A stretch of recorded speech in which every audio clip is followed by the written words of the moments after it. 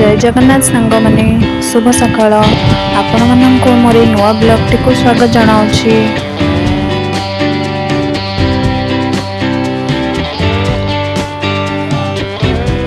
सकाळ सकाळ देखंतु मु टिके गरम पानी नहीं आछि जहाँ भी एटा सकाळ देह पे बहुत भलो होई थाए ना आपण हजम भी बहुत सहज रही थाए और देह पे भी बहुत भलो होई थाए। तो मु एटी सकाळ टिके गरम पानी नहीं आछि पी दोछि।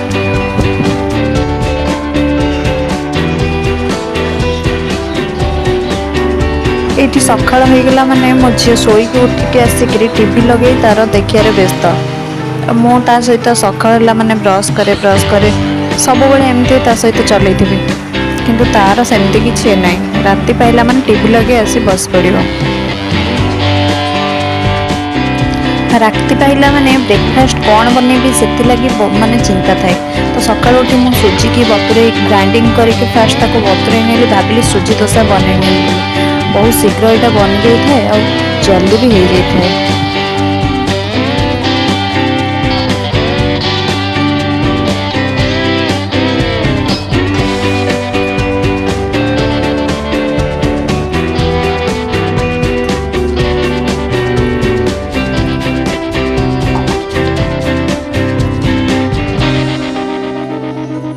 ये मुझे ग्राइंडिंग कर पानी मिसेकी गोल रखीदेवी लुण टी पके गोटे घंटा रखीदेवी तापर गाधो सारिकी आसिकी सेटा को बनैबा डोसा।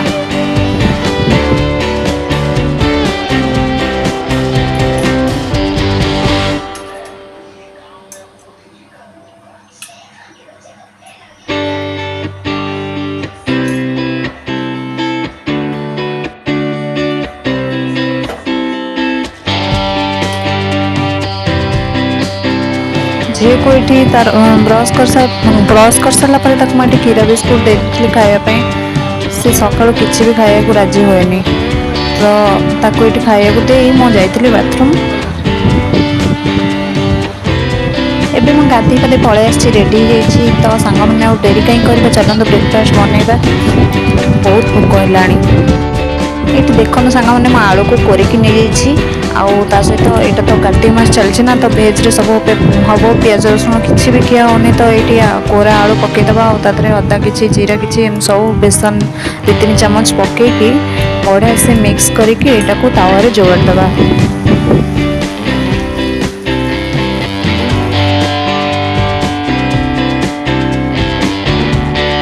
सुजी डोसाटा को पूरा बढ़िया से पतला कि पूरा तावा जोगाड़े और देखिए यहाँ बढ़िया से पूरा माने उल्टी जाए आउ टेस्ट भी बहुत भल लगी था और यहाँ को टिके मोटा कले यहाँ जमा भी भल लगी था।